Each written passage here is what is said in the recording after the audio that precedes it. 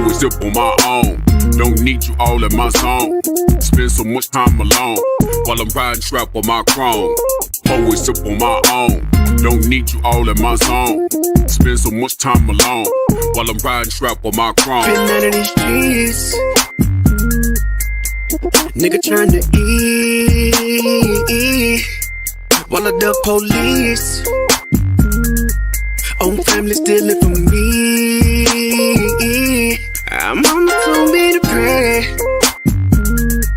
but white Jesus can't save me. Get him away from me. I don't know what to say.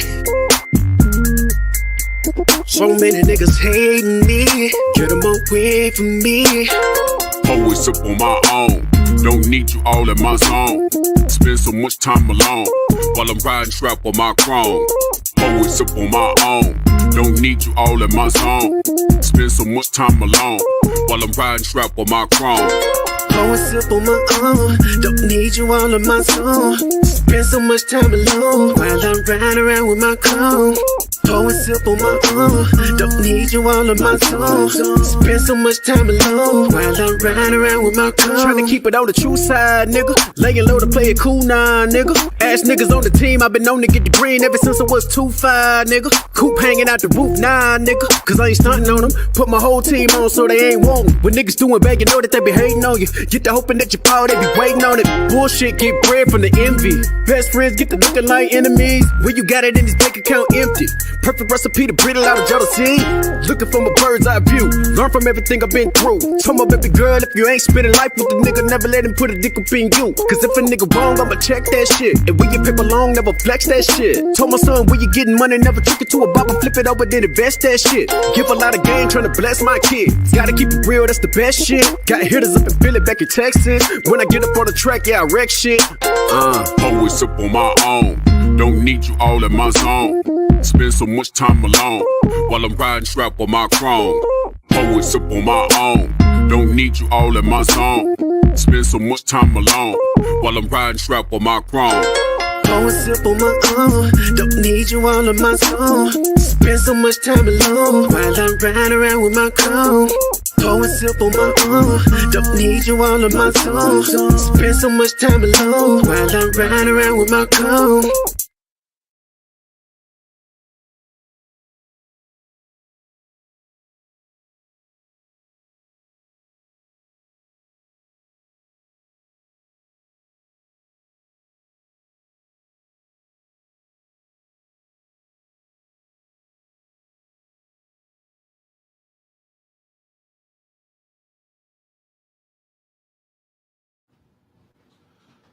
All right, man. How's everybody doing this wonderful Tuesday?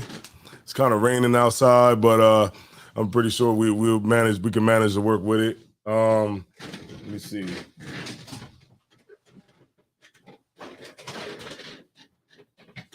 There we go.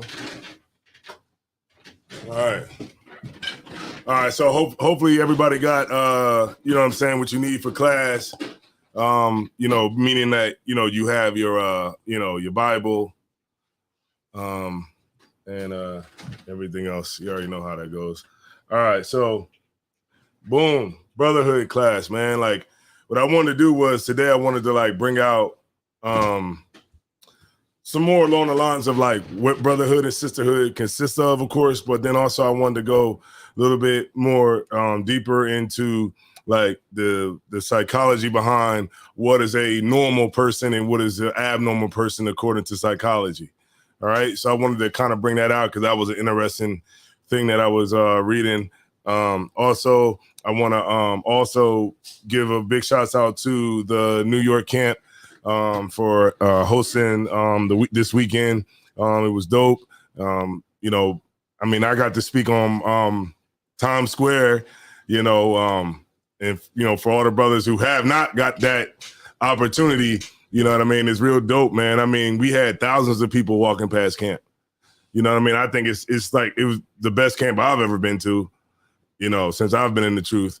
It's just, you know, no, I'm good to go right now, Warrior. Go ahead.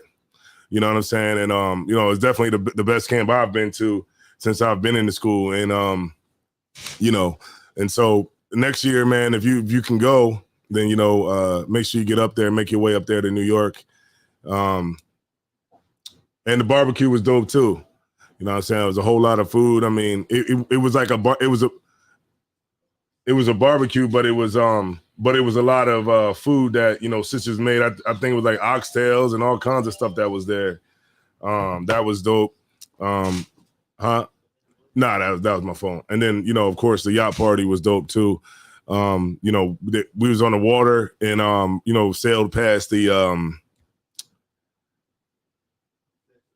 the Statue of Liberty, yeah. So that was dope. All the generals, everybody was there. So it was real dope, man. So now we back to business. Hopefully everybody can hear the feed. It sounds good to everybody. I was getting some complaints rather about the audio not being all the way together. So hopefully this week we can we was able to fix that problem so that everybody's audio sounds good. Okay, so all right, Zeram Ganazak. All right, he said that it's good to go. Most High in Christ.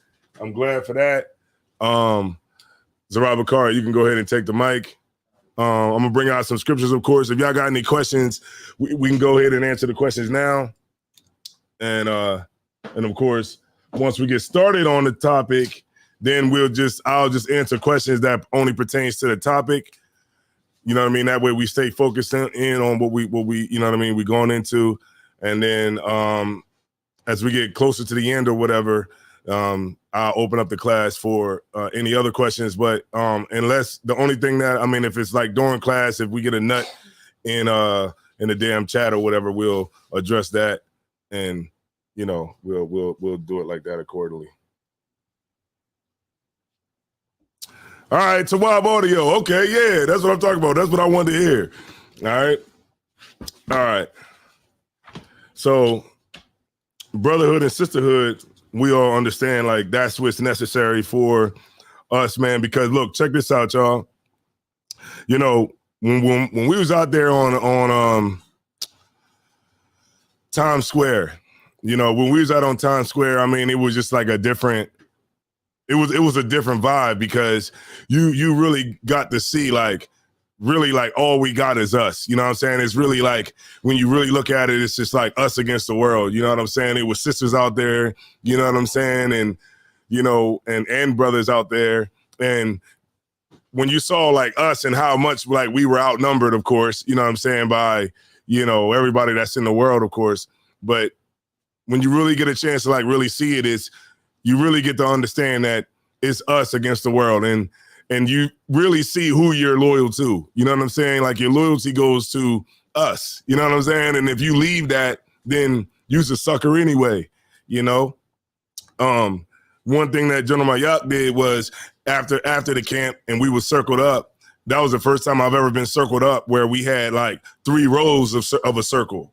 You know what I'm saying? It was a circle, then it was a circle, then it was another circle. Like it was like everybody was just circled up, and he was making an announcement to everybody, basically telling about camp and about loyalty and everything. And what General Mayak did was he thanked everybody for our loyalty.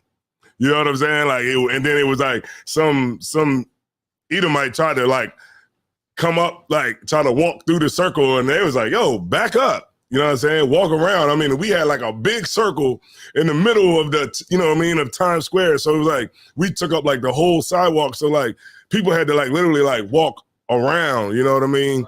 And, and it was a good thing, man. It was like, I remember this lady, she was from Belgium. She was like, yeah, I'm from Belgium. I've never seen anything like this. You know what I mean? And she was like, is it okay if I record? You know what I mean? And I'm like, yeah, go ahead. You know what I'm saying? And, she was, a lot of those tours were taken aback by what they were seeing, and when I got a chance to speak, I actually, brought it out, and I told the tourists, I said, for all you tourists out here, you know what I'm saying? Because they were sitting there like just snapping pictures, you know what I'm saying? And I'm like, for all you tourists out here, this ain't the real New York.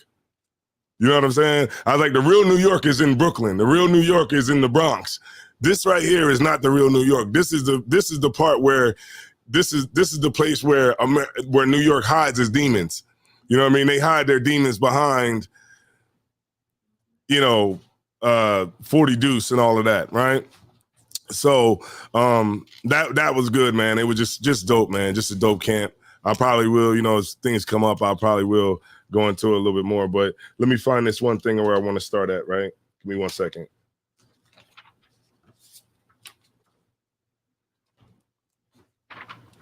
All right, so the chapter that I wanted to go to in this book is called Normality. Okay, it's Normality 490, page 490. Now, this book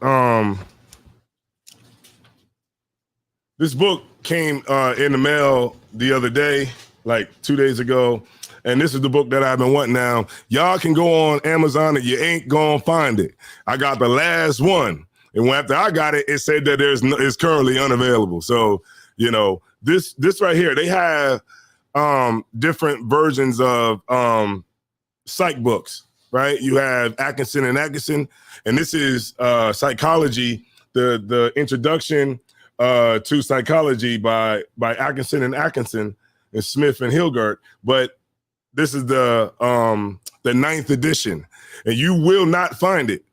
And I found it because I had got another book that referenced it and actually cited the source, and that's how I was able to find it. But, it probably be difficult if you was really trying to find the one that I got if I didn't just tell you right now, right? Because you wouldn't know the edition, because the editions go up to like 16. It's like, I think they're on like the 16th or 17th edition. But you know how like when you go through the different editions, they see things that they wrote in the previous editions, and they end up taking those out because of the things and how they were written. So as editions go on, they just take it out. No different than the scriptures where they have the ESV version or the New King James version, the NIV, all these other different versions of the scriptures, because it wants to take out the things that were written before that we see in the King James 1611 version. All right. All right, so let's get into it. All right, and before we start, did anybody have any questions that they wanted to get out before we start class? Go ahead. Yeah, you can take it.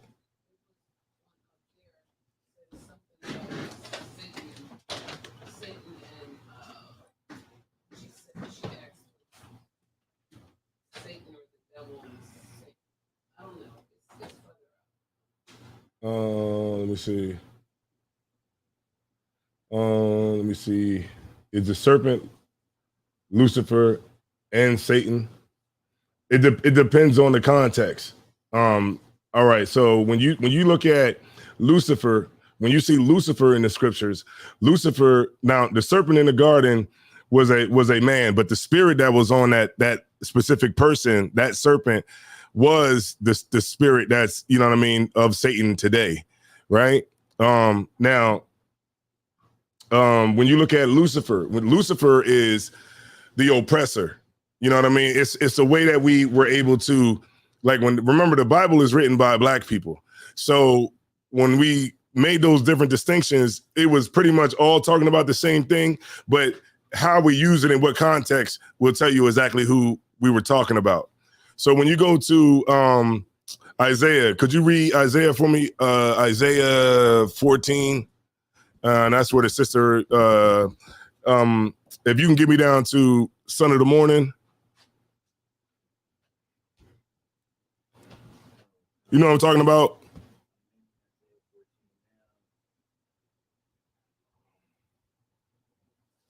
Lucifer means the morning star. You know what I mean? It's the morning star. So right now, the oppressor is the morning star because he's in rulership, right? He's the star of the morning, right? What he say goes.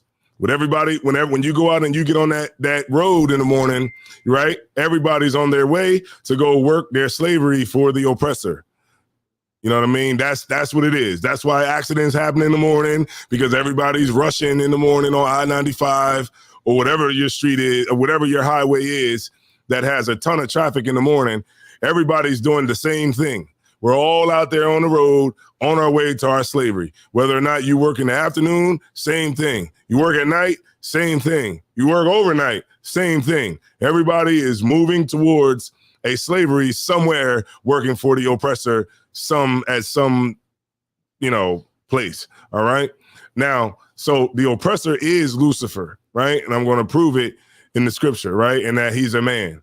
Go ahead. You got it, warrior. Isaiah chapter 14, verse 12. Mm-hmm. How art thou fallen from heaven, Uh-huh. O Lucifer, son of the morning? Right. So this is a question that the prophet Isaiah is asking. He's saying, how art thou fallen from heaven? Oh, Lucifer, son of the morning. You know what I'm saying? How are you falling from heaven? Like, that's what we're going to ask the oppressor, because we're going to ask, when we see the oppressor in a lower state, you know what I mean, in the state that he's going to be in.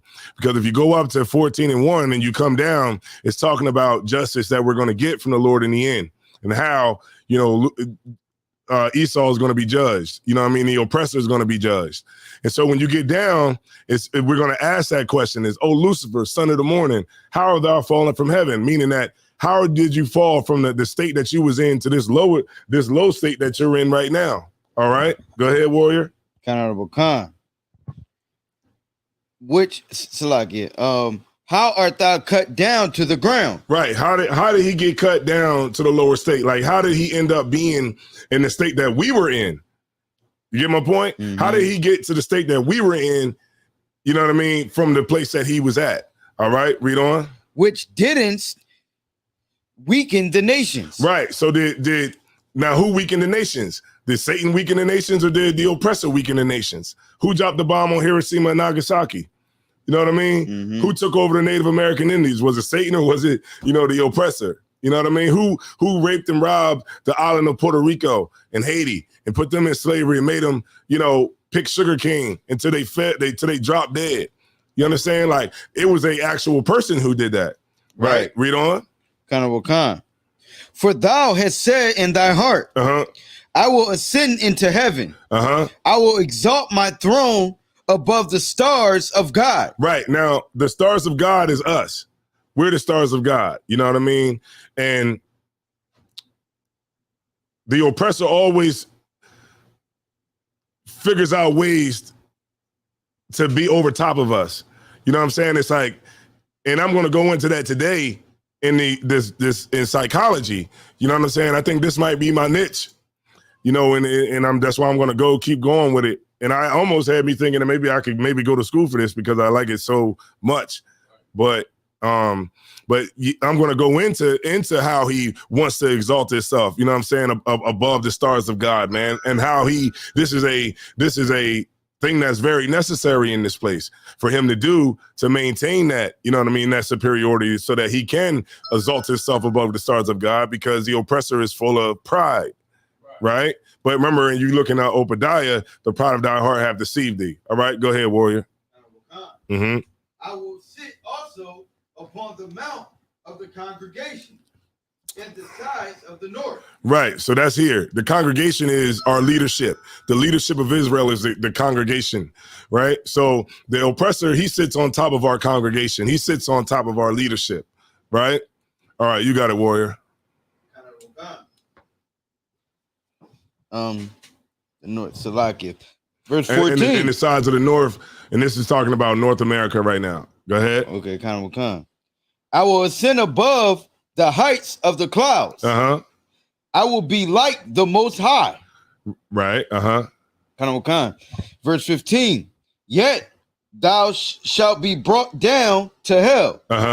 To the sides of the pit. Right. It said, yet thou shalt be brought down to hell, meaning that, you, this is the way you feel right now, but in the end, you're going to be brought down to the sides of hell, meaning that you're going to be brought to a low state from that state of heaven that you was in, because the oppressor, that's the way he feels like he's always going to be in heaven. And for the most part, we've never even been able to fathom the idea of not having him rule over us. You know what I'm saying? Like we think that, you know, power is something that's only for other people. You know what I'm saying? And not us. Right. You know what I mean? Like we're like what they call the Brotherhood race of people. You know what I'm saying?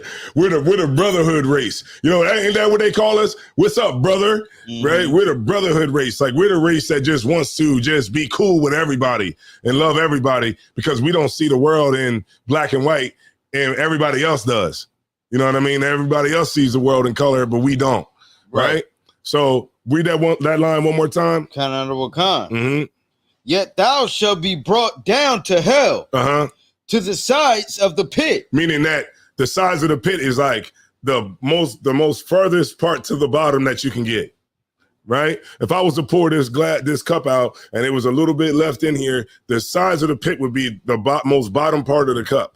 You know what I'm saying? Right. Like the size of the pit, right? The most bottom part, that's going to be the state of the oppressor. He's going to go to the lower than lower. He's going to be on the bottom of the bottom. Go ahead. Khan. They that see thee shall narrowly look upon thee. Right. So this can't be the Satan, because how are we going to see Satan? You know what I mean? You if Satan's a spirit, you can't see Satan, right? We're going to actually see someone, right? And we're going to narrowly look on somebody. You know how you narrowly look on somebody? You narrowly look on somebody when, you know, they tell you something that you know that they BSing, or, you know, you look at somebody's side, you know, they call it today looking at somebody sideways. You know what I'm saying? Because like, I know like most people, like just like me, when we see somebody, a white person who's a bum on the side of the street, you look at them and you're like, man, how are you on the bottom? How are you on the side here begging for money? You know, when you got a Senate and you got a House of Representatives and you have, you know, a government, an army, you know, a military, or Air Force, you got all of these things working in your favor, and this is your kingdom. How did you fall from that spot that y'all are in, and now you're down to the lowest point where you're sitting here asking me for $1? You know what I'm saying? Like, how is that possible? Right? Read on. Honorable Khan. And consider thee, saying, is this the man? Is this the who? The man? Is this the who? The man? See that? Is this the man? Lucifer is a man, right? And we all know who that man is. Go ahead, read on. Honorable Khan. That made the earth to tremble. That did shake kingdoms. Right. So who shook kingdoms? Who dropped bombs from the sky? You know, like when we talk about the dragon, you know what I mean? That serpent, and that serpent is now a dragon. You know what I mean? What we're talking about is that Satan, that serpent grew. You know what I'm saying? That serpent grew, and now that serpent ain't a little snake no more. That serpent now, he's a dragon. And what can dragons do? They can breathe fire from where? The sky. Right. Just like a dragon. You know, like it's written by black. Bible's written by black people. So we're saying that this dragon can breathe fire from the sky. You know what I'm saying? And this is what they do. They drop bombs, you know, whenever they want to. They got a bomb called the Moab. You know what I'm saying? That they dropped. I believe it was maybe it might have been Syria. You know what I'm saying? I could be wrong, but you get my point. Right. You know, they can breathe fire with their Predator drones. You know, and all those different types of planes that they have. You know what I'm saying? Because that serpent is now a dragon. Right. Go ahead. Honorable Khan. That made the world as a wilderness and destroyed the cities thereof. That opened not the house of his prisoners. That opened what? Not the house of his prisoners. All right. So what's the number one country with prison inmates? America. The land of the North, right? We got the most. I think they said 2 million prisoners that's currently locked up right now. We got the most in the whole world, the whole earth. I mean, you know what I'm saying? The America, and what does it say? They didn't what? Open the what? The house of his prisoners. Right, America. So we clearly putting markers to show you who they are. So when you see the devil, that's the deceiver. Right, the deceiver is, you know, the oppressor, right? Because he's the pale face that speak with a forked tongue, like the Native Indians would call him. You know what I'm saying? He's the devil the Bible speaks of, right? And so when you looking at it, it's interchangeable, of how we're talking about it, but it's all the same thing because they all took on the spirit of Satan. You get it? You know what I'm saying? So when you look at Cain, you know what I'm saying? Cain took on the spirit of Satan. You know what I'm saying? And he decided not to follow the Most High. He decided to be a murderer.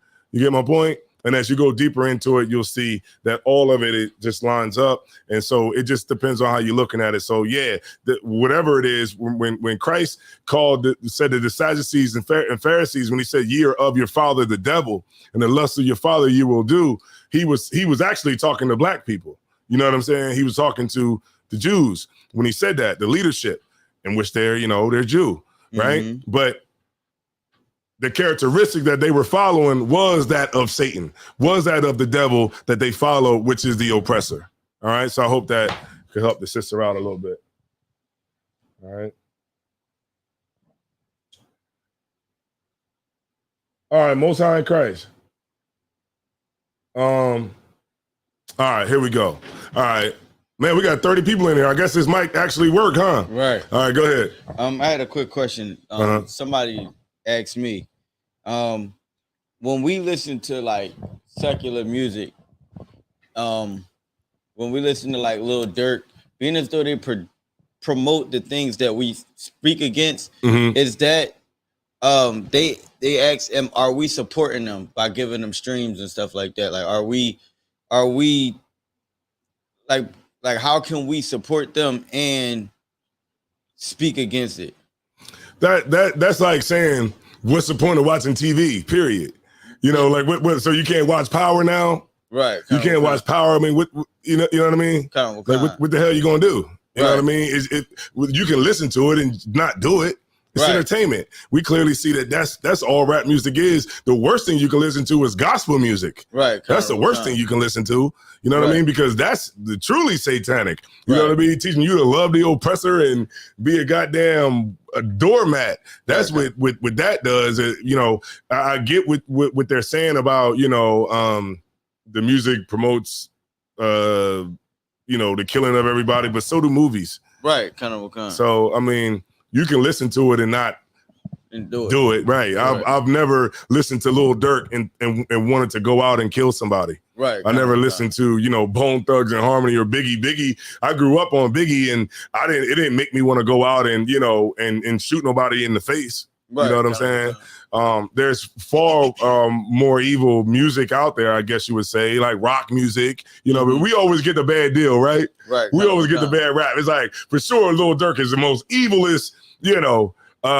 musician out there, but nobody gives a damn about Kiss, you know what I mean? Where he's actually a demon, you know what I'm saying? Who comes out there with his face painted, you know what I mean? So, I mean, it is what it is, man. You know what I mean? As long as you don't, it doesn't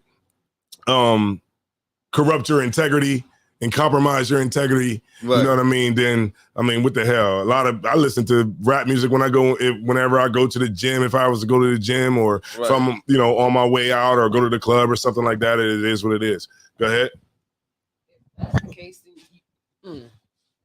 If that's the case, then you have to turn the whole TV off because they're promoting homosexuality in commercials. Right. You don't even have to tune into a specific show. Right. So. Right. Yeah. Satan is the prince of the air. You know what I mean? So whatever you see, I mean, you got the homosexual agenda. They pushing it every day on TV. That doesn't make me want to wake up and be a homosexual. Right. You know what I mean? It's just, you know what I mean? So that's like the abstract thing. You know, a lot of our people, we try to go for the things that are abstract instead of really, you know, pinpointing the real issue. Right. Right. The real issue is brotherhood. It's not the music. You know what I'm saying? Like, you know, it's like instead of us saying, you know, the oppressor is the devil the Bible speaks of, and we need to separate from him. You know what we do? We'll say, well, see, it's the education. You know, see that's what it is. It's because we don't have enough education, or you know, we don't have enough jobs, or you know what I'm saying. It's like we always try to figure out a way to go around what the issue is. You know what I mean? The issue is not the music. The issue is us not having brotherhood, not having sisterhood, not following the commandments. You know what I'm saying? Like that's what it is. Right. All right.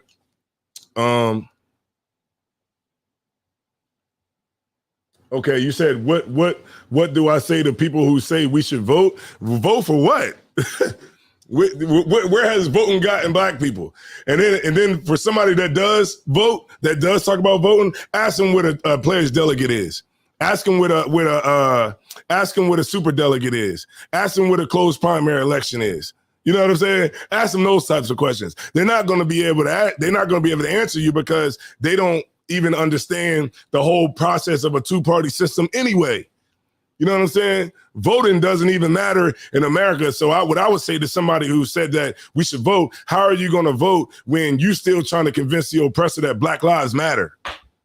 So if you're still trying to convince the oppressor in 2022 that Black Lives Matter, and they showing you that it doesn't, what makes you think your vote is going to matter? That makes no sense at all. If you're in a place where you're trying to convince them that your life matter, but somehow your vote matters more than your life, it just doesn't make any sense. And what they are those people are lost, and they believe in America because America is believing in America, and the system of voting is like a religion. That's what it is. It's truly a religion because you have a belief. This is the belief of people who vote. You believe that one of the oppressors are going to get into office and they're going to finally do right by black people. Right. That's the whole basis of voting, is you want them to finally do right by black people. That's it. It's nothing else. There is no other thing, right? And you constantly see over and over that these types of things never happen. They never do right by black people. We see it, or clear indication with Joe Biden, right? Joe Biden told us if we didn't vote for him, we wasn't black, right?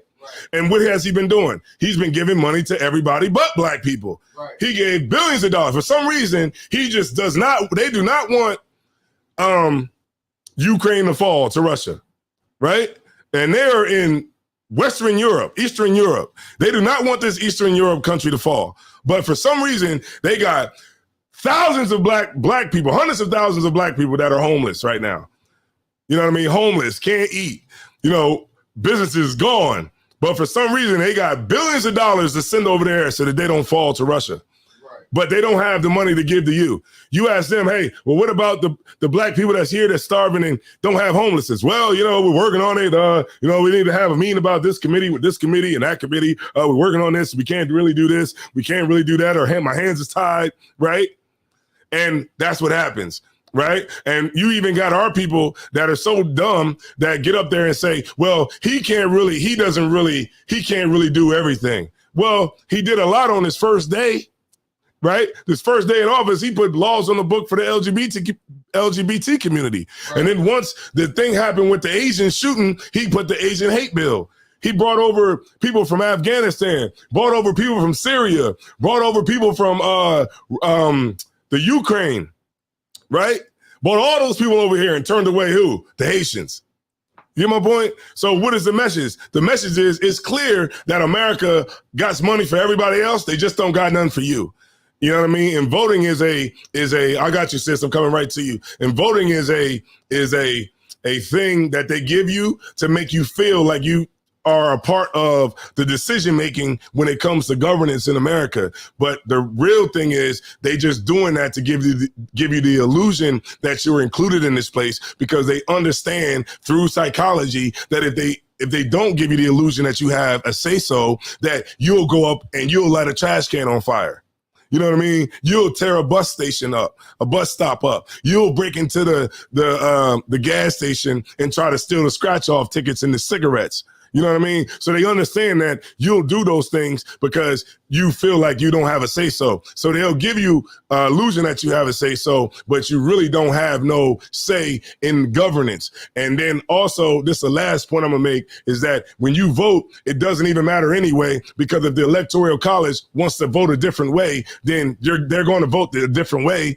And the superdelegates that's over your state, those are the people that actually hold power, like the mayor and the people like that, over top of organizations and stuff like that, and sit on committees. If they look at what you want and they don't want that, then they're not going to vote that way. So it's all stupid anyway. All right, go ahead, sis.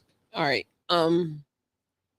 That too, but the scriptures, Deuteronomy 17 and 15, says, thou shalt in any wise set him king over thee, right, whom the Lord thy God shall choose one from among thy brethren. right. So right, if you want to go biblical, you can go there. Right, and even if now I want to quantify that too. Right now, let's just say a brother gets in there who's from the world or whatever. He get in there. Remember, he still has a white mind.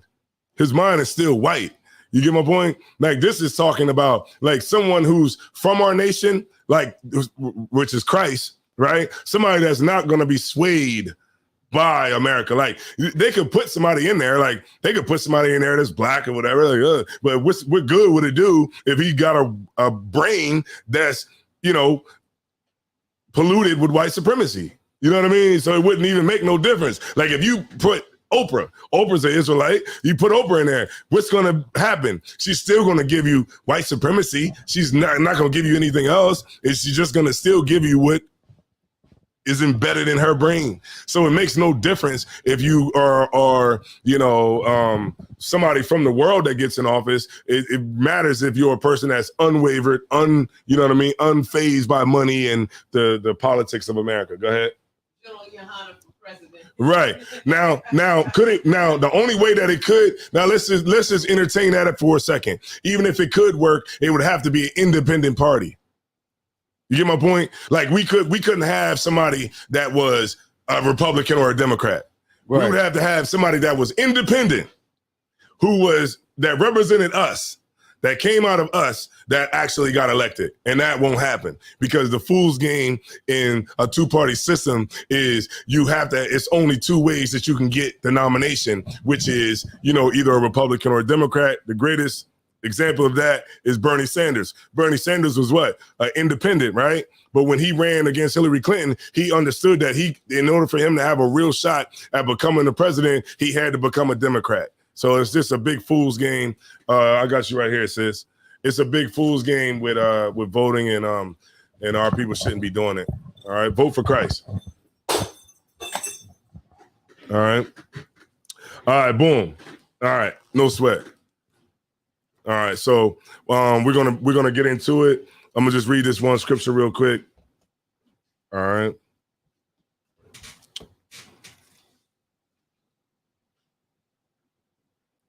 Proverbs 18:2. I'm gonna read it real quick while the brother's out at the bathroom. Proverbs 18:2. Proverbs 18:2.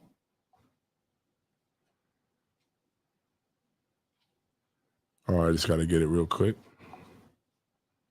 Proverbs 18:2. All right, Proverbs chapter 18, verse 2.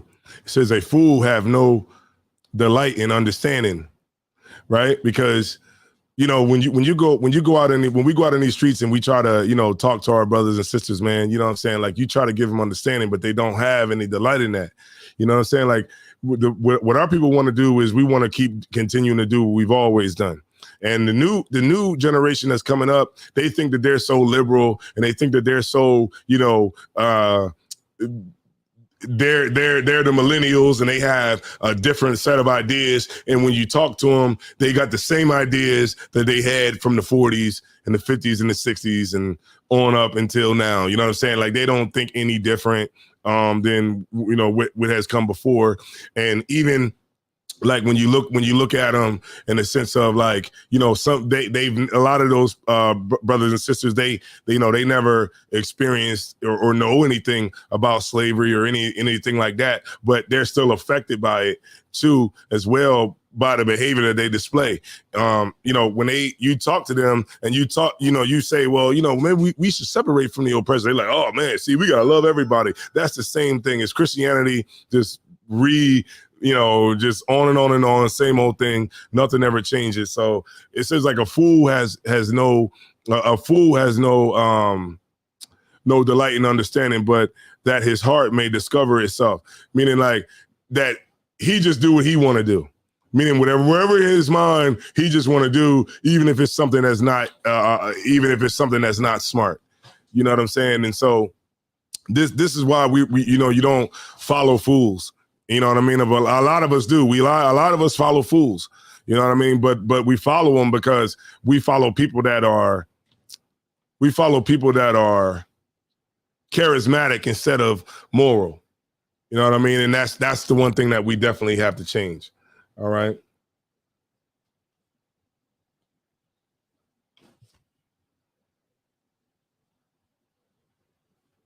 Hold on, you said, what do you say to these educated Negroes who say the Bible is outdated and not all things apply to today's standards and education is our way out? Well, you know, what they don't understand is that, in like even with our kids, you got to go to school and learn how to be dumb. That's the whole thing. This whole system, it breeds people that are dumb. You think just because you got a master's degree that you're smart, and you're not. You'd be surprised how many people that I've talked to with college degrees that don't even know who America was named after. You know what I mean? They don't even know like those things that we know. You know what I'm saying? Like we go out and we say things all the time, and we think that everybody should know these things, but they don't. And it says it right in the name, a master's degree. So you got the master's degree, meaning that you are fully indoctrinated into the way he feels. You're educated into what he thinks is this and what he thinks is that. You know, we moved away from the self-educated man. You know what I mean? The self-made man. We moved away from that. When we look after slavery, we were self-made. You know, we were doctors and all that. We didn't need no license, or we didn't need no degree from the oppressor to say that we were validated, you know, for what we were doing. You know what I'm saying? Like we did it on our own. And the reason why we don't do it on our own now is because we don't see validation in ourselves unless the oppressor validates it, but because he's the greatest validator of truth on the earth today. So nothing gets validated. Like we could go out in the street and we can say that the oppressor is the devil and we the Israelites, but nobody's going to give a damn because our people, but then a oppressor can make a video and say, you know what, I was reading the Bible the other day and, you know, black people are the Israelites. And it's like, you'll see everybody with a damn, duet on TikTok. You know what I'm saying? You saying it all day. Nobody cares about that. But the minute the oppressor says it, you see everybody on the TikTok like, you know, they might be under it. Like it's like, yeah, because they said it now, you're validated now, right? And so this is why and the Bible is today. The Bible goes up to today, right? And education is not our way out. Education never has been our way out because the oppressor is never going to educate you to overthrow his power and dominance. You will be stupid and hard pressed to think that you're going to go to his schools and he's going to teach you how to be equal with him, or he's going, you know what I'm saying? Like you can have a brother who goes into and get a degree in a master's degree in psychology. You can have a brother go to school and graduate summa cum laude, right? Or magna cum laude. And you can have the oppressor go to the same school, sit in the same class, and both of y'all are going to be educated two different ways. The oppressor, he's going to be educated, and his perception and his reality of being a psychologist is going to be more in line with reality because the professor is his race. You know what I mean? The dean of the school is his race. The school is owned by his race. These businesses, Fortune 500 companies is by his race. So he's going to see it in a different, he's going to be educated to reality. You're going to be the brother who think that, oh yeah, I got a master's degree and I got all this and I'm good because I got a degree from here and I got a degree from there. But you're miseducated because you're educated into being stupid and the oppressor's not. And y'all both took the same class. All right. So we're going to get more into it. All right, let's get it, right? So what is a normal person? All right, I'm going to read the definition of what a normal person is. All right, this is the introduction to psychology. You can't get the book. I got the last one. All right, but because of the research I did, I'm able to pinpoint it for y'all so y'all know exactly what book I'm in. All right, by Rita L. Atkinson, Richard C. Atkinson, Edward E. Smith, and Ernest R. Hilgert, right? And this is page 490.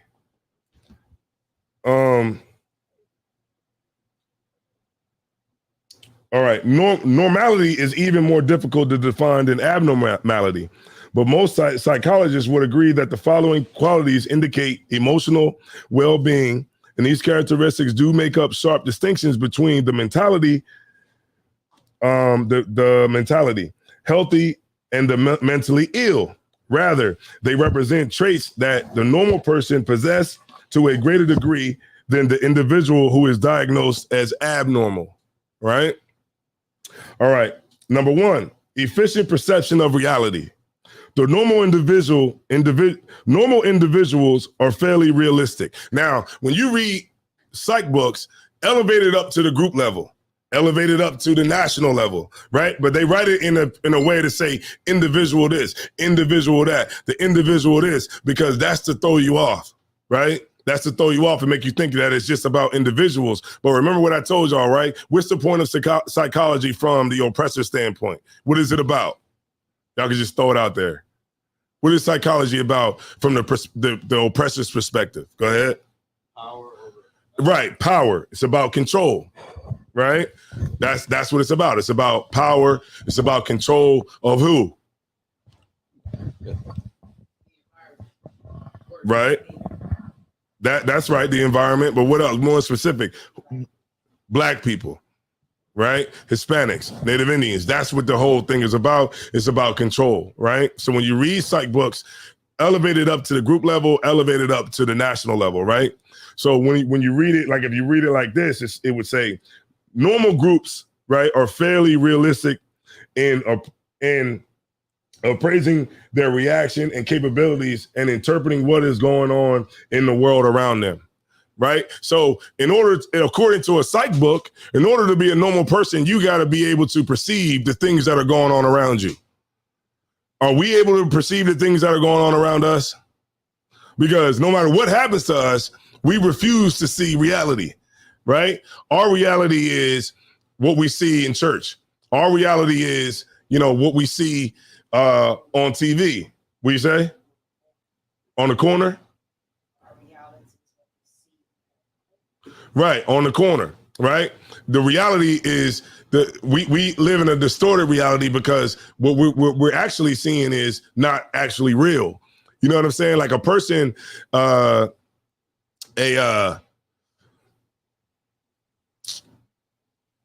person who can see the world the way that it is a person that can see the world in color. You know what I'm saying? And we don't see the world in color because when you ask a Black person, we go, and I know this because we go out in the streets every week and we talk to Black people and Hispanics, and what's the first thing they say to us? To rob a car.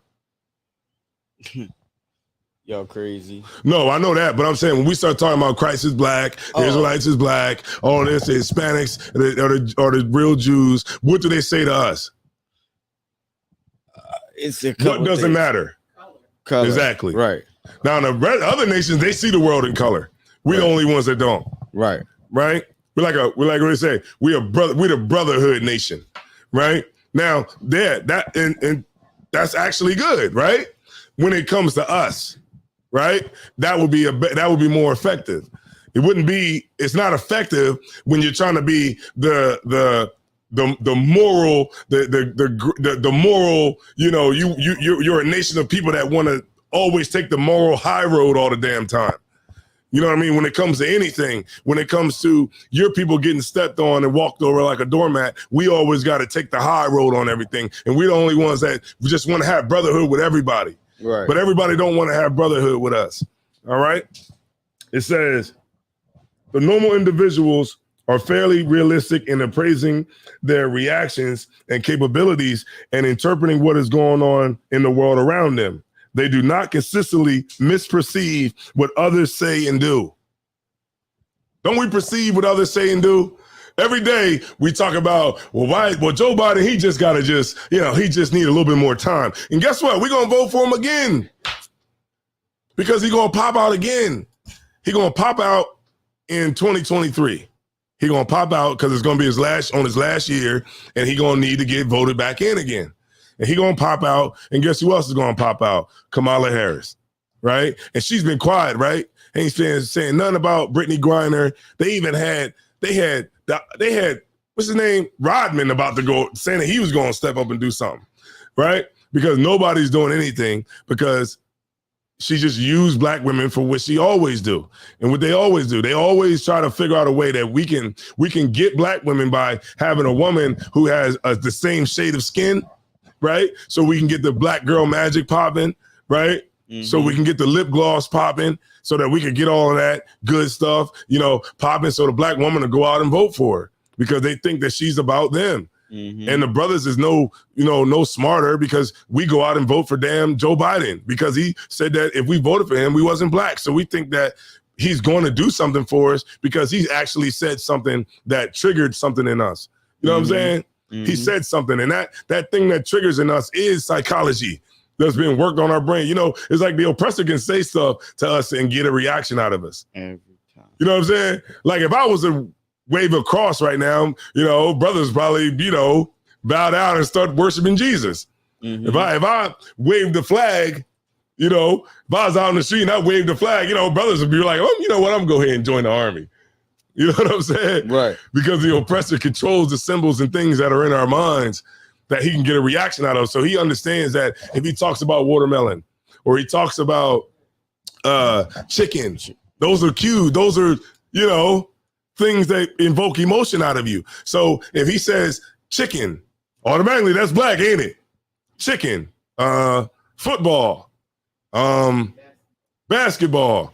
What else? Give me another one. A cue was something. Hot sauce, rap music, ops. Those things right there are things that comes from conditioning. You know what I mean? And remember we was talking about in the previous classes, you got classical conditioning, right? Mm-hmm. And, it's just like, with a dog, what I'm saying? Like a dog, you could take a bowl and then you put every day you put food in the bowl for the dog and you set it out to him. And the dog, he'll start to salivate because he sees the food that's in the bowl. Mm-hmm. And you just keep associating those two things together. Right. And eventually you don't even got to put no food in the bowl. All you got to do is just put the bowl down there, and all the dog got to do is see the bowl, and he starts to salivate, right? Because you took two things and you just associated them together. Mm-hmm. So when you think chicken, black people, collard greens, black people, hog maws, black people, green bean casserole, white. You get my point? It's like it's because things have been associated so much and we've been conditioned so much, and that's what psychology is about. It's about the conditioning of our minds, right? The normal person, right? So it says they do not consistently misperceive what others say and do. They do not consistently over-evaluate their abilities and tackle more than they can accomplish, nor do they underestimate their abilities and shy away from difficult tasks, right? We shy away from difficult tasks. You know what I'm saying? Because we wanted to be the easy way. We can't fathom life without the oppressor being involved with it because we can't see our future without him. It's a love-hate relationship, right? Mm-hmm. We hate what we have to go through, but we don't want him to go nowhere.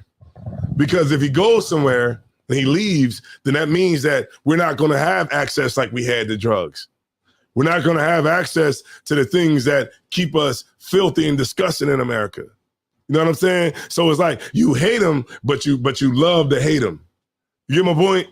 Like that's where we are today. Psychology is in the Bible, right? Let me get Colossians 2:8. Mm-hmm. Right, I don't see color. That's what they say. I don't see color. Mm-hmm.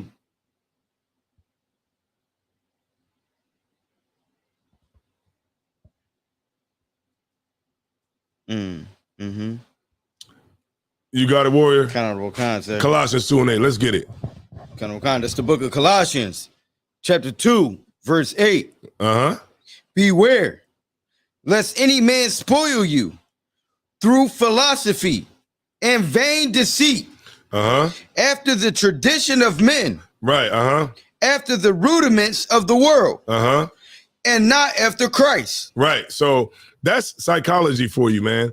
You know what I mean? These things that we read, is the oppressor's perception of control. When you read this book right here, man, this book is a manual for power. And we don't even understand it because they put it out there like rats and dogs and cats and pigeons and, you know, and all this kind of stuff. And you don't even know it because the oppressor is he's so condescending that he can put this stuff out in front of you, and you could be a brother who goes to school and you're like, yeah, see the Pavlovian experience. Yeah, this classical condition. Yeah, I know about that. That's about the rats and the dogs. But you don't even understand that you are the dog, right? And you're the rat. You're the pigeon playing ping pong, right? The oppressor is able to control our mind and manipulate us every which way because we have the same relationship that the rat has with the experimenter. You know what I'm saying? It's a political relationship between the two. It's a power relationship between the two, and we have that same relationship with the oppressor. Since slavery, we've had that same relationship, right? Like a rat or a cat or a dog or whatever it is, I can control their behavior. Why? Because I can control their food and what they eat and what they have access to and what their experiences are going to be. You understand what I'm saying? So then we got to look back and say, well, who controls our food? Who controls our education? Who controls our housing? And then you will see the people that control that have the ability to create us, right? And that creation, we only see, remember I was bringing this out last week, we only see the result of the creation and we don't know where it was created at, right? So what do we see? We see a brother out in the street who is just, you know, out there selling drugs, and we don't know how it got to, we know, and to some extent how it got to that point, but we don't understand how it got created, how that whole situation got created, because that's the slickness of, you know, the supremacy. You get my point? All right, read it one more time, warrior. This is the book of Colossians, chapter 2, verse 8. Mm-hmm. It's a lot. Beware, lest any man spoil you through philosophy. Through what? Philosophy. And vain deceit. Right, because they deceive us everywhere we go, because they're the devil. The devil is what? The biggest deceiver on the earth. So because they're the deceiver, this is what we get. Deceived. Every single time, everywhere we turn. You understand what I'm saying? It's because we don't want to see reality like a normal person. I just read y'all the definition of what psychology says a normal person is. So are we normal? According to this definition of that is in this psych book, the definition of a normal person is a person that can see the world the way that it is and see it for reality. Are we normal? We're not even normal people according to the definition in the psych book. We're abnormal people. You know what I'm saying? Go ahead and finish it out, and then I'm gonna go ahead back to the book. All right. Honorable Khan. After the tradition of men. Right, the traditions of men, man. Everything that's passed down. You know, we don't understand how deep the oppressive supremacy is deep in our brains. It's deeply embedded in our brains, deeply embedded in the sisters' brains. The sisters, man, you know, they have a hell of a time, you know, being able to shake it. You know what I'm saying? They have a hell of a time being able to shake it, you know, and a lot of brothers do too. You know what I'm saying? Like, but if you're able to shake it, man, that's truly a gift from the Lord, because you were given it the opportunity to actually see the world from the Lord's perspective. And for you to take that and throw it back in the Lord's face, then, you know, you're not even worthy of having nothing. You're not even, if you're a brother that could get this understanding and then leave, you're not even worthy to raise up an ant. You couldn't even raise up a damn cockroach. You don't even have enough, you know, loyalty to be able to stick around so that you can learn how to raise up your brothers and sisters, man, and get them out of hell. You know what I mean? You're just that goddamn weak. Right. Like, we just got that, it just got a hold on you that bad. You know what I mean? You just can't be worthy of anything. So you'll never be worthy to anything in life, because you can't even accept the gift that the Lord gave you, man. You know what I'm saying? To be separated, because the oppressor is so deep in your brain that you need him. And then when you sitting up in this class and talking about not needing him, it's just too much for you to bear. It's too much for a sister to bear. So you just got to go home and go back to what you've been. You're basically saying, you know what, Lord, I got this understanding. You gave me this, but put me back to sleep. And for the most part, the Lord will put you back to sleep. Sometimes he'll put you all the way to sleep. If you get my point. All right. All right. No sweat, warrior. All right. So it says, all right, self-knowledge. Number 2. Self-knowledge. Well-adjusted people have some awareness of their own motives and feelings. Hold on, my bad. Not that one. Okay. An ability to exercise voluntary control over behavior.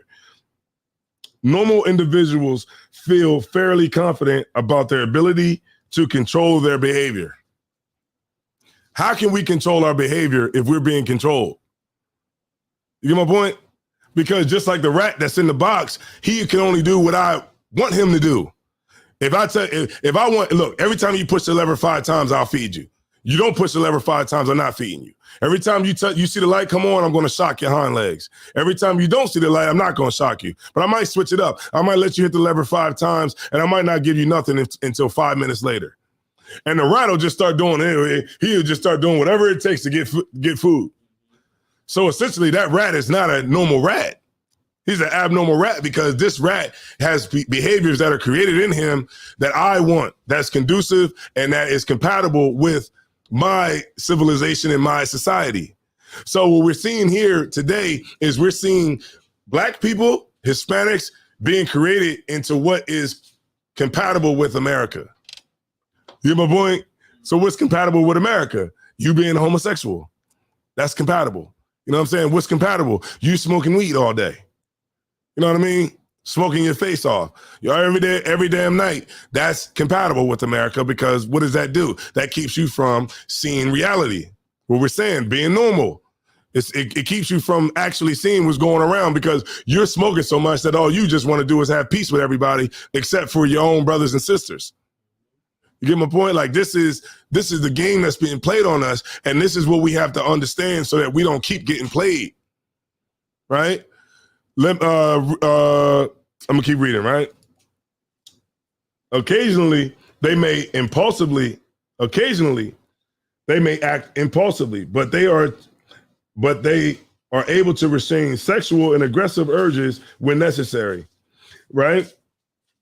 And this is where we're at right now. You know what I'm saying? Like we're to a point now, but we can't control our urges in this place, because this place continually and consistently allows you to just do whatever the hell you want to do. So you have no real, what's that word? Couth. What? Or no self-control. You know what I'm saying? And because this place creates a place where you don't have to have self-control, then we're just people that's just out of control, right? I mean, I know y'all see them cats. How the hell you be at the strip club during the daytime? You know, you arrive at the strip club. It's full during the day. It's 11 o'clock in the morning. Damn, you mean to tell me you at the strip club at 11 o'clock in the morning? It's crazy. You have no self-control. All right. Let me get another scripture for you, warrior. All right. So let me get this scripture for you.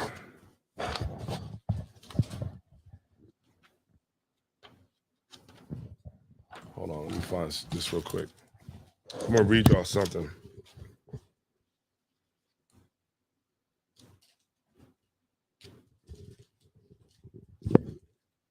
Page 426.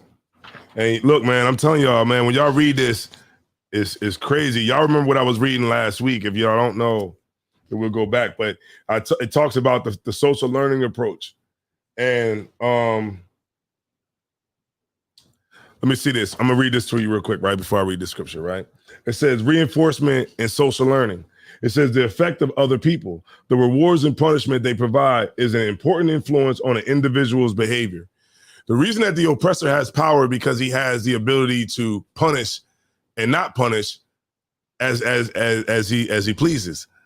So rewards and punishments is what changes behavior, right? So if something is punished, you know, it's less likely to continue. And you know, if something is not punished and something is reinforced, it's more, you know, it's a high chance that you're going to continue that behavior. So whatever whatever way he wants to control you or whatever he wants to do, he'll create the conditions and have the rewards and punishments to make you act accordingly, right? So if you're so what we have to do, right, and what our leadership does not understand is that, you know, we have to be in control of rewards and punishments, right? Because when we're in a position to rule this place, we're going to be in control of rewards and punishments, right? What gets rewarded and what doesn't get rewarded, what gets punished and what doesn't get punished.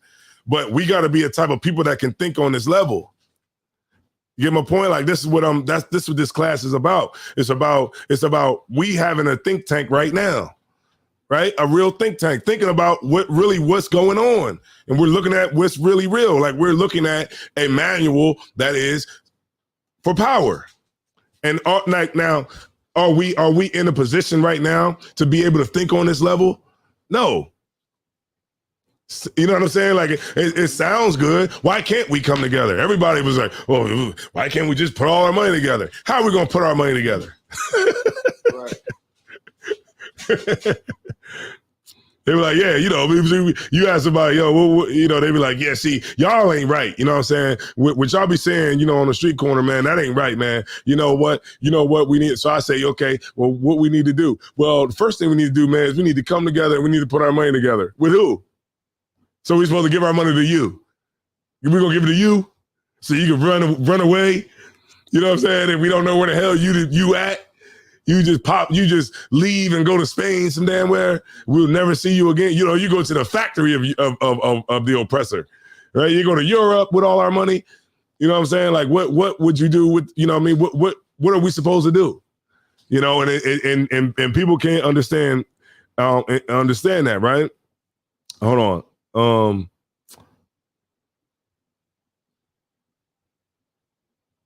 Okay, hold on. I got a couple of points I want to bring out.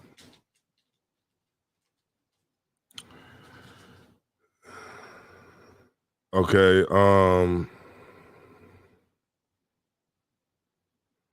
And one more thing, and the reason that when people say that we can't come, that we have to come together, and they don't know why we can't come together, the reason that Blacks and Hispanics and all of us, we can't come together is because we don't know our history. We don't know ourselves, right? And since we don't know ourselves, because think of we're in the ISUPK, right? And why do we have Brotherhood and Sisterhood? The reason that we have Brotherhood and Sisterhood is because we know our history. And when you know your history, once you know that, you're going to automatically have Brotherhood and Sisterhood. But you're not going to have that if you don't know who you are. And that's why the oppressor has a vested interest with billions of dollars and trillions of dollars to keep you from understanding that. Right? To keep you stupid. We send our kids to school because, like, think about this, right? What was the reason for integration in schools? What was the reason? Go ahead. Somebody, go ahead. Supposedly that the oppressor schools were better. All right, his schools were better, right? Okay, so is 2 + 2 the same in North Philly as it is in Strawberry Mansion? What kind, sir? You know, boy, 2 + 2 is the same here in the ghetto as it is in Harvard. Right. It's the same. So 2 + 2 ain't 4. You know, in the suburbs. Right. Still the same, right? Kind. Everywhere you go. They wanted us to. They wanted to teach us. They wanted to teach our kid the integrationists at that time. They wanted to teach our kids to have self-love for themselves. But the way that they went about teaching it to them is by having the oppressor love them too, so that they would be able to achieve it. You get my point? Like, we can't have self-love. We can't love each other unless we have the oppressor. We ain't convincing him to love us too. Right. So that we can have it. So like when our kids, we send them to those schools, we sent them to those schools in the 50s so that white children can love them so that they can love their self. Get my point? Mm-hmm. See how backwards that is? Makes no sense at all. All right. Let me pull this scripture, right? All right. The scripture that I want. Let's get Deuteronomy 28:28. That's right. We got 35 people in here tonight. That's right. Get the likes up if y'all could, man. All right. Honorable Khan. That's right, man. Get the likes up. Let's get it on, man. I got a tam tonight. I finally got a tam, Zarabakar. I finally got a tam that fit my head. Right. Because all the tams, I think a lot of brothers is racist against brothers who have a larger head. You know what I'm saying? But I finally got a tam that could fit my head, and it was only one left, and I got it. When the brothers try to come up like, yo, let me get it. Nope. I'm gonna go ahead and get my tam, man. It's been a long time. I have never worn one before, but I think it's suiting that I wear one now. All right, let's get it, Warrior. Honorable Khan, that's the book of Deuteronomy, chapter 28, verse 28. Mm-hmm. The Lord shall smite thee with with madness. The Lord shall what? Smite thee with madness. You know what's madness? Right. The sister went like this. Right. Like your brain, like you're mad, you're crazy. Right. Psychology, right? Mental illness. You know, you ever talk like we have a mental illness today. You know what that mental illness is? Individualism, right? What do we call it? Individualite, right? We call them individualites, but it's individualism, right? And we seem to think that we can be individuals. Right. And because we feel that way, we get crushed by groups. Right. You get my point? Like a group cohesion trumps all of that. You know what I'm saying? So we look at the oppressor and we say, well, see, they could be individuals. Yeah, because they got enough group cohesion amongst each other to where they got enough power to be individuals. But we don't have that kind of power. You know, the greatest example of a person that's an individual is a person that's schizophrenic. You know, you ever see that on the side of the street? They be like, yeah, 1 + 1 is 2. Yeah. Okay. I'm gonna go over there. Yeah. Yeah. Yeah, I know. Yeah. Who you think you're talking to? Huh? Right. Yeah, you ain't talking to me. I know you're talking to me like that. Yeah, who's talking to me? Nobody. Yeah, because I'm over here, sitting here by myself. You know, they got their own language. They got their own, they don't need to talk to nobody. That's what we are. We're crazy. We're individuals that just basically have a mental disorder. And the Lord said that he would smite us with that madness. Why? Because of our disobedience, right? Because we choose not to do what's right. And because we just got to just do the wrong thing. This is what the Lord said that would happen to us. He said that we would be what? The Lord shall smite thee with madness and blindness and astonishment of heart. The astonishment of heart is your mind, right? Go ahead. Honorable Khan. And thou shalt grope at noonday. All right. Break this down. Groping at noonday. Yeah, okay, you got it. Groping at noonday, like, okay, when you grope, you're normally in the dark, like you're feeling around. So, right. Because he said he would smite us with blindness, we won't even be able to see during the day. When it's clear as day in front of your face, you still won't see it. Right, and what's noonday? At the highest point of the daytime. Right, when it's supposed to be the brightest outside, right? Is noonday. Like, and when it's the brightest outside, we're not going to be able to see nothing, right? And the Lord said that we would grope at noonday, man, when it's bright outside, and we think that just because we can see that we can perceive things, and we can't. You know what I mean? Like, seeing is more than just seeing with your eyeballs. You know what I'm saying? It's more than just that. It's about being able to perceive reality and being able to see things the way they are. And that's what we have not been able to do. That's why we don't have the brotherhood that we're supposed to have. That's why we don't have the sisterhood that we're supposed to have. because we don't see the value in each other because we can't understand, right? We see each other, but we don't understand each other, right? Let me get that one. Hold on. It went out? Oh, that thing? Okay, I thought the camera went out. Okay. Hold on 1 second. Let me get this one scripture for y'all.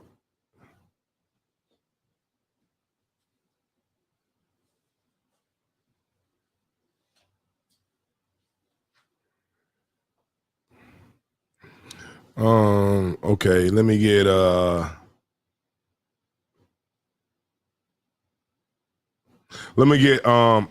52:8. All right, I'll take a sister if a sister would like to read it. Shalom, Barak Wanah. I see you in here. That's right. Kadeshah. All right, I see you just came in. Killeen, Texas. That's what I'm talking about. All right, Judah 720, checking in from Newport News. Newport Nizzle. That's right, Power Beezy. I got the TAM today. I got this one. I said, man, look, I'm gonna grab one, man. Get it on. Switch it up. I always had the headpieces on. Let me try something different. All right. You got it. We got a sister that want to read. No sweat. We have a sister read. If you can pass her the mic. All right, so we're gonna go Isaiah 52:8, but hold with you guys, Rabakar, all right? All right, so if y'all at the crib, just hold on to the other one, which was a Deuteronomy 28:28. Just hold on to that, and we're gonna go to Isaiah 52:8. All right, Isaiah 52:8. Mm-hmm. The watchman shall lift up the voice. With the voice together shall they sing. So thy watchman shall lift up the voice, right? And with the voice together, they shall sing. Go ahead. For they shall see eye to eye. Say that one more time. They shall see eye to eye. One more time. They shall see eye to eye. You shall see that? Like this is brotherhood. Like we shall see eye to eye. We don't see eye to eye right now. Right? Because of the oppressor is in the middle of us seeing eye to eye. Remember Martin used to do like this? We here, right? We ain't here. We not here. You get my point? Like we're not at that. We're not here. And that's what we have to be here.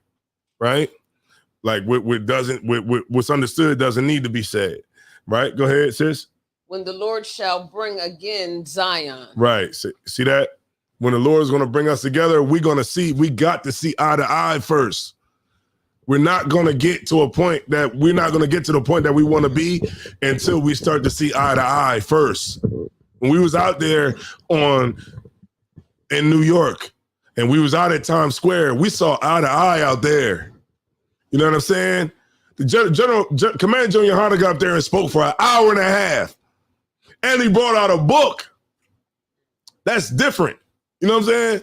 He brought out a book and showed that how they were racist on Broadway and we was on Broadway in New York. He showed how they was racist in New York. And it wasn't just the South. And all those people that was out there was just, when Captain Tazariak got out there, I was like, it was just like people just started stopping. You know what I'm saying? It was just so many people out there. And Captain Tazariak had a headpiece on, and the headpiece had a whole bunch of it just was shining in the sun. You know what I mean? It looked like royalty. You know what I'm saying? Like I was like looking up, I'm like looking at him and whatever, and he was just shining. You know what I'm saying? He had like a gold like garment on. It was like the pants and everything like that. And I'm just looking at him like, damn, you know what I'm saying? Like people looking at him like, damn, this is somebody that's like really shining like how yours is shining right now. You know what I'm saying? Like it's just like, to people, that's like, wow, this is a real man of God right here, because this man right here it just shows you like when we were in our kingdom, you know what I'm saying? Our headpieces will have diamonds in them and will have gold and rubies. Just imagine that, like having you sound like we might be studded out, right? But our studs ain't real. Right. You get my point? Our studs are gold, but imagine having a garment on where your studs are real gold. Right. And you have real diamonds on your garment, and real diamonds on your encrusted into your headpiece. Imagine how that's gonna look to people. They're gonna be like, man, for surely the Lord is with these people. Right. You know what I'm saying? The sisters, man, how they're gonna look.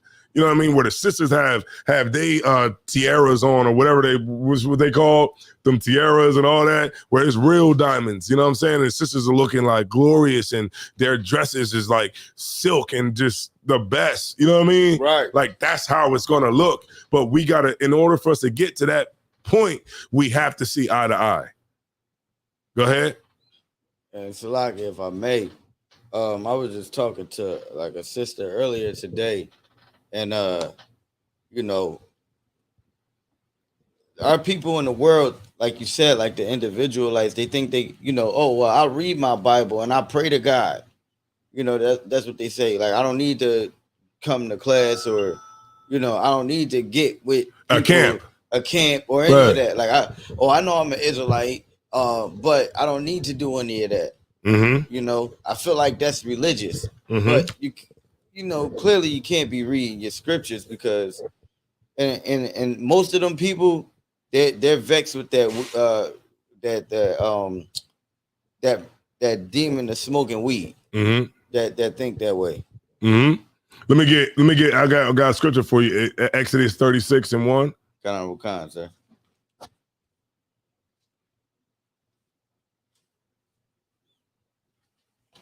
$36:1. Yeah. Exodus 36:1. Kind of I have it, sir. All right. Exodus 36:1. I'm giving a precept to the brother when he was talking about the people that said they don't want to join a camp. Basically, they just good at the crib and they don't need nothing. All right, you got it, warrior. Whenever you're ready. Then brought Bezaleel. And how you pronounce that? Aholiab. And every wise-hearted man, in whom the Lord put wisdom and understanding to know how to work all manner of work for the service of the sanctuary, according to all that the Lord had commanded. Verse 2, and Moses commanded Bezaleel and Aholiab and every wise-hearted man in whose heart the Lord had put wisdom, even every one whose heart stirred him up to come unto the work to do it. Right. Skip down to 6. Verse 6. And Moses gave commandment, and they caused it to be proclaimed throughout the camp. Throughout the what? The camp. Saying, let neither man nor woman make any more work for the offering of the sanctuary. So the people were restrained from bringing. Numbers 1:52. And so we've always been in the camp in Israel. You know, we've always been in the camp. And the scriptures always expressly talk about us being in camps. Numbers 1:52. Numbers 1:52.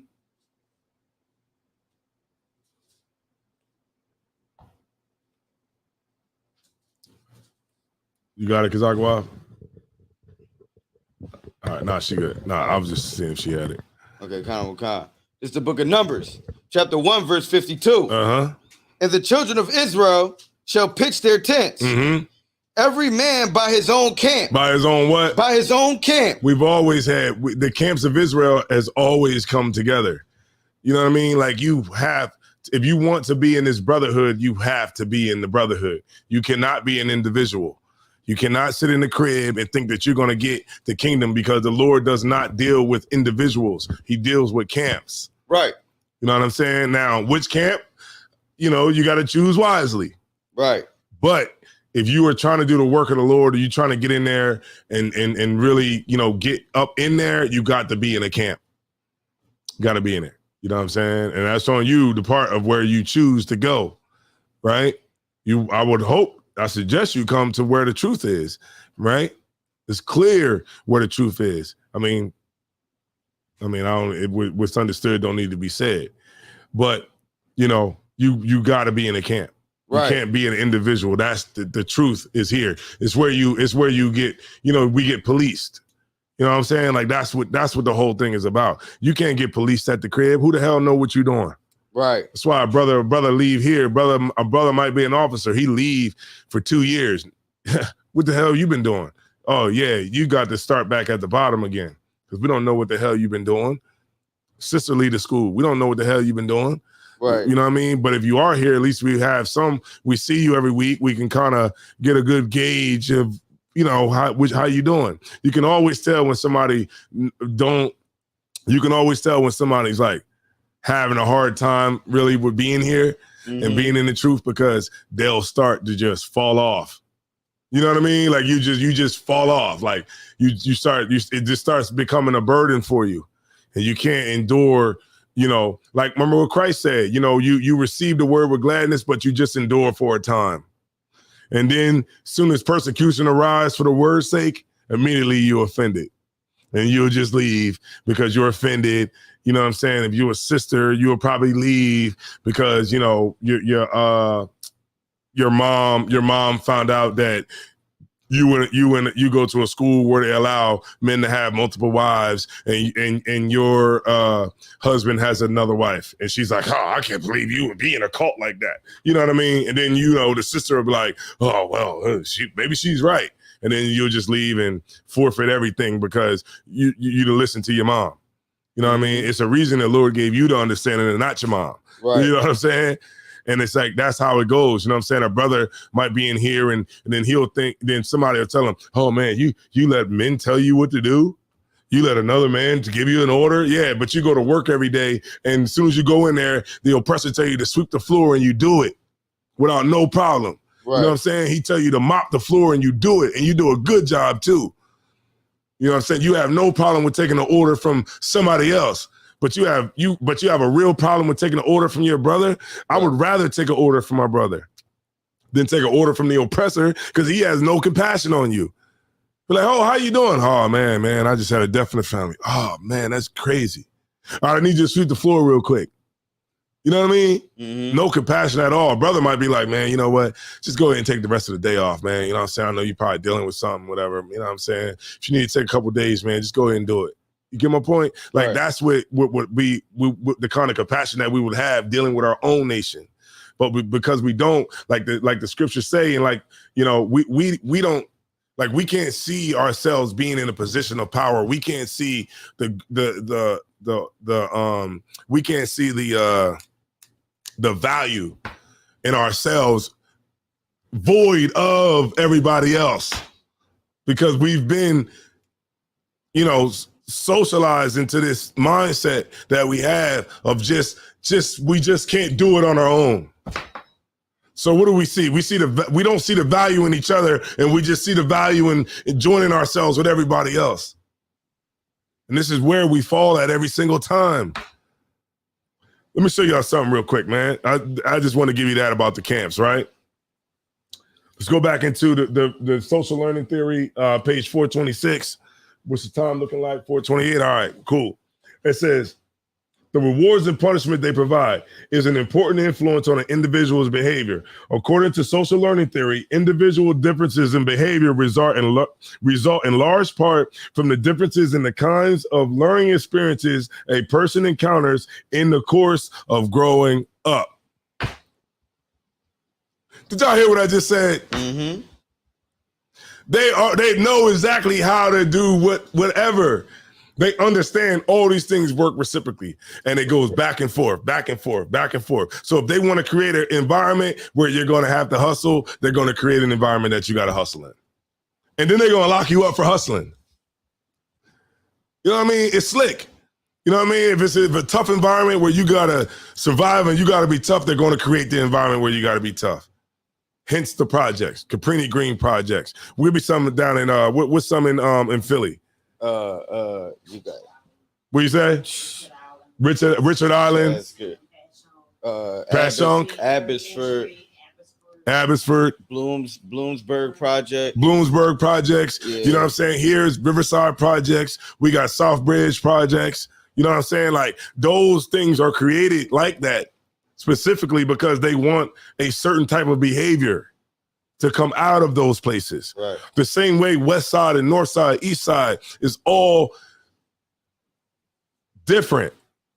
You can tell a person from East Side, or like here and living in Wilmington, you could tell a person from North Side, or a person from East Side, or a person from West, or a person from Newcastle. Why? Because they come out of a different box. You know what I'm saying? Mm-hmm. It's all it's just different boxes. So you could tell a person that's from down south, or a person that's from out west, because of how they act. And they act that way because the conditions that was imposed on them is how they act. Everything that we do comes from the oppressor. And we just haven't woke up to the understanding of that yet. Some of us did, who's here in the school, but the majority of us don't. And until we can start to get in a position where we can control these things and control people's minds, then we're going to continue to stay in this boat that we in, and nothing's going to get better. No matter how much you vote, like somebody brought it out here, no matter how much you vote, no matter how much you try to have a meeting with the oppressor, no matter how much you try to convince them that our lives matter, it's never going to work, because it has to be this way for America to work. Equality, when you talk about equality, that means you don't want America to run. It means that you don't want the oppressor to be your master. Mm-hmm. You get my point? And what does that mean? If you don't want the oppressor to be your master, then that means that he can't survive. So when you tell him that, I want to be equal, I want equal rights, I want this thing to be even, you're basically telling him that he can't survive anymore. So he's not going to do that. He going to give us $100 billion. He going to give us $2 trillion to level up, so we can level up. The Lord knew what he was doing when he put us in here. Mm-hmm. The Lord knew exactly what he was doing. He put us under a people that wasn't going to regard the people of the old or the people of the young. A nation whose tongue we shall not understand. A nation of fierce continents, right? Y'all know what I'm talking about, right? Mm-hmm. The Lord knew that if he put us under Chinese, eventually the Chinese might come around and they might be like, you know what? We got to chill. He knew that the other nations, if he put us under them, they would eventually change. But what's the one nation that he knew would not change? And he knew that they were hard in their hearts. And that's who we under right now. Right. People that come up with this type of stuff. Right? It says, individual differences in behavior. Now, remember I said we're going to elevate it up to group. So group differences in behavior result in large part from the differences in the kinds of learning experiences a person encounters in the course of growing up. Some behaviors are learned through direct experience. The individual is rewarded or punished for behaving in a certain manner, but a person acquires many responses without direct reinforcement through observational. So when you see people, that's how you learn things too. You learn by what you see. So the oppressor understands that once you put a person in a certain environment and you control that environment to a certain degree, that person will develop that mindset that, you know what I mean, to survive and cope with that particular environment that they're in. And then wherever they go, they'll recreate that same environment. So you'll go to another, city and you'll create a hood. Everywhere black people go, we'll create a hood. Another hood will pop up. When black people started leaving California and gang members started leaving Chicago, right? And when they started popping up in Atlanta and popping up in all these different states, what happened when they got there? Get all them out, didn't they? Mm-hmm. The Bloods, when the Bloods left California, where did they pop up? Everywhere they went. Because once they create the mentality in you, you'll just recreate the environment everywhere you go, over and over and over again. Mm-hmm. And then they'll lock you up for it too. You get my point? Like we're going into it, right? So let me get a scripture on it. Let me get notes. Pull out my notes. Wisdom of Solomon 7:20. Khan out of Khan.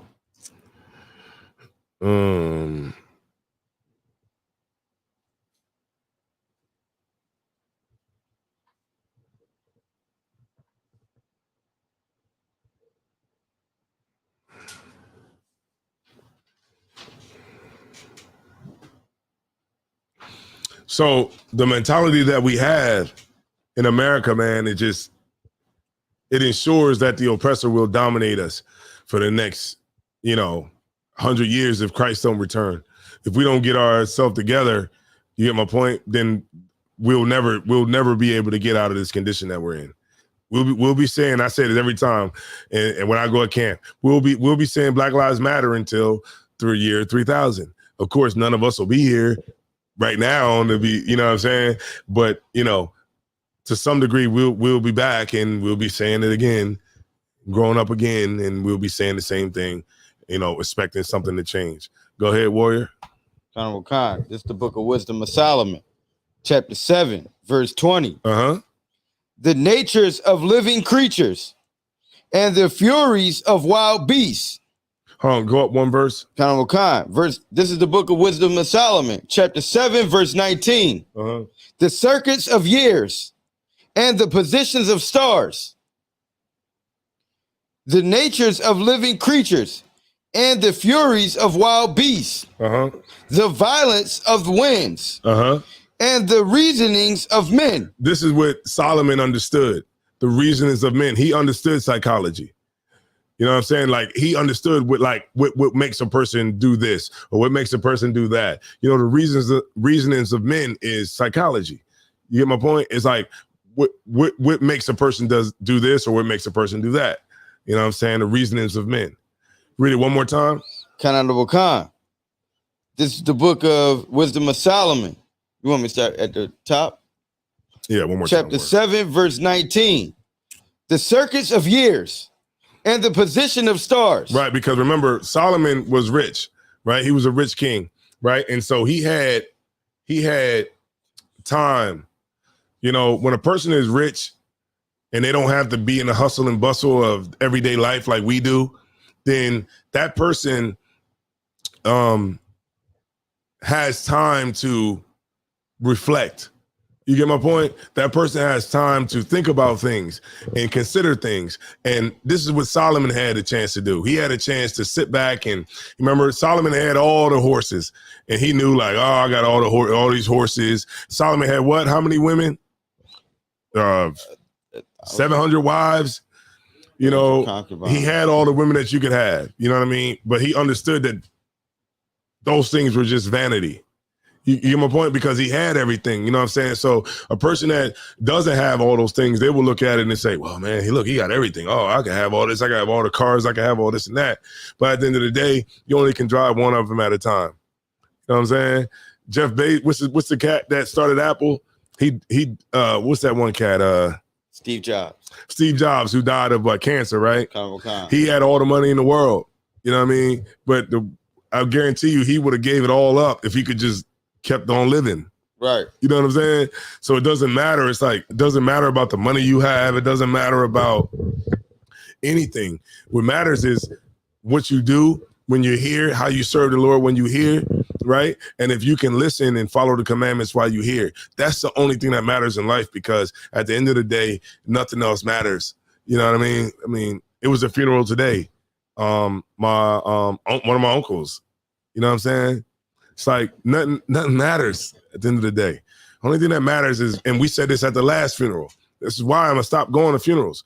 But this is what we said at the last funeral. Look, man, this is what needs to be done. But guess what? It goes in one ear and out the other, right? Because nobody really gives a damn at the end of the day. But the reality of it is that one day you will give a damn. You know what I'm saying? And you don't want it to be at a time when you have the Lord on your ass. Salaki for my language. Mm-hmm. You know what I'm saying? You want to make sure that you can be in the best possible position to serve the Lord when things are going good for you. You know what I'm saying? Maybe you know what I'm saying? You can walk around and you know things ain't as bad. You know, the bills ain't that piled up. You know what I'm saying? Like you want to make sure that you're in that position to serve the Lord no matter what. And you can't let Satan shake you off of where you know what I mean, of you standing firm, because He will do it. And that'll just be that. You know what I mean? You just got fooled by Satan, and and not only did you get fooled by Satan, but you got fooled, and you got fooled out of your brotherhood. You got fooled out of everything. You just a dumbass. You know what I'm saying? So, you know, you want to make sure you stay in here and you get strengthened up so that those types of things don't happen. And it starts by, you know, getting deep into the brotherhood. You know what I'm saying? It's plenty of things that you can do in this school. Right. You know what I'm saying? There's so many sisters in this school. We should have food programs everywhere. We should have food programs. I mean, we should just, I should just go in the freezer and be like, You know what I mean? Like, let me go down here. Like, oh yeah, these sisters is great. There's so many things that we can do in this school. You know what I'm saying? Like, we could do all types of things. Sisters can do things. Brothers can do things. You know, when you achieve one thing, you just move to the next. You know, that's been my whole philosophy in this school. You get one thing, yeah, it's good. You got it. Cool. Done. Move on.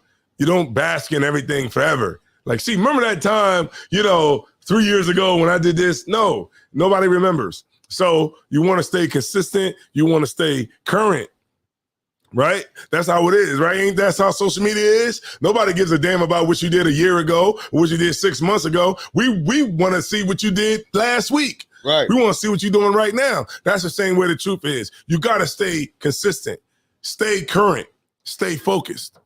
That's what this whole thing is about, right? I'm gonna read this one, but I gotta read this, Zarah Bakar. Let me read this real quick.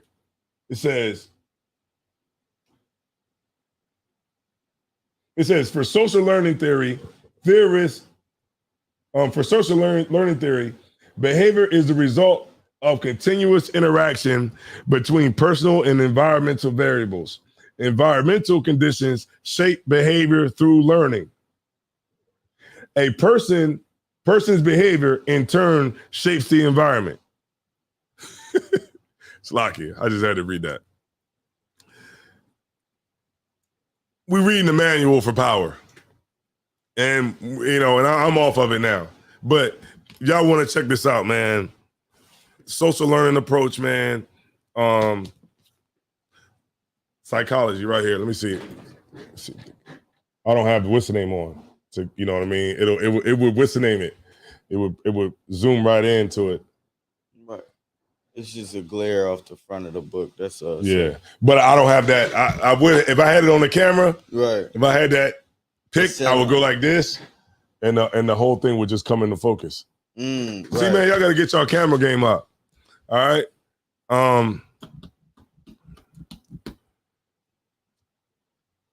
Go ahead. I had a question that's kind of off topic. I was asked another question. And when I'm not even sure if the KJV even says this, but Elohim, would that be Yahweh? That's not Elohim is powers. It's powers. Okay. Yeah. All right. Powers, like Elohim. Elohim. Okay. Yeah, Elohim is powers, like powers. Yeah, okay. Powers, like the host of Israel. I mean, the host, the angels, and the hosts together. You know what I mean? Kind of. Yeah, the powers. Elohim.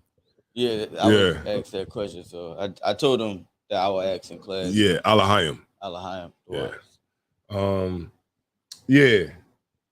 Let the dead bury the dead. Yeah, man. I tell you, it's rough out there, man. It's 1,000 total.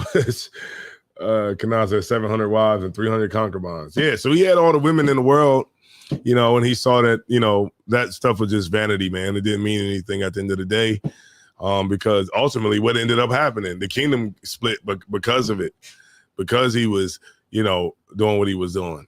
You know what I mean? And the kingdom is split until this day because of that decision. You know what I'm saying? And this is why, we can't interracial marry, you know what I mean? Because it split the kingdom and the world got flooded behind it. You know what I mean? But, we just love, black men just love, those rosy cheeks. You you know, and and that blonde hair. You just can't. It's the black man's kryptonite. Anybody else have any questions or any comments? No. All right. I think we beat it down, man. I think we beat it down pretty good. You know what I'm saying? I'm going to continue to bring out these types of classes, of course, and then we'll move as we move on, because what I want to do is I want to go a little bit deeper into brotherhood. I want to go, foundational and try to really really get to the root of the root. Ain't that how they used to say in the 60s, the root? I'm trying to get down to the root of the problem, and hopefully these types of classes can help us, like elevate our minds to a to a different level, man, so we can get on something like a little bit more scholastic, and also these things help out with your overall camp speakings, and it can help out when you in those certain spaces where you think you might have somebody might be a brainiac, and they might think they know something, but of course we know stuff too. So for all the brothers and sisters, man, make sure y'all tune in, man. Make sure y'all pay y'all tithes. It's very important. This is how things get done. This is how, the cameras get bought. This is how microphones get bought. These are how things get done so that we can, create the best possible experience and the best possible package and product for the brothers and sisters to get, on the other end, as far as getting this learning, and teaching and all those things that comes along with that. We got a few things coming up, but I'll let the brother bring it out once I bring him up. All right. So if I'm still solid, like down here in the country, Most High in Christ, he said it's still said like that down here in the country. I'm not sure what was that. Oh, the root. Oh, yeah, the root. Yeah, you got to get down to the root. Down up here we'll be like, you got to get down to the root. But I want to take it back to that old. We got to get down to the root. All right. So with that being said, man, I'm going to turn the class over to Precinct Officer Sarai Bakar. Could you turn the thing, please? Yeah.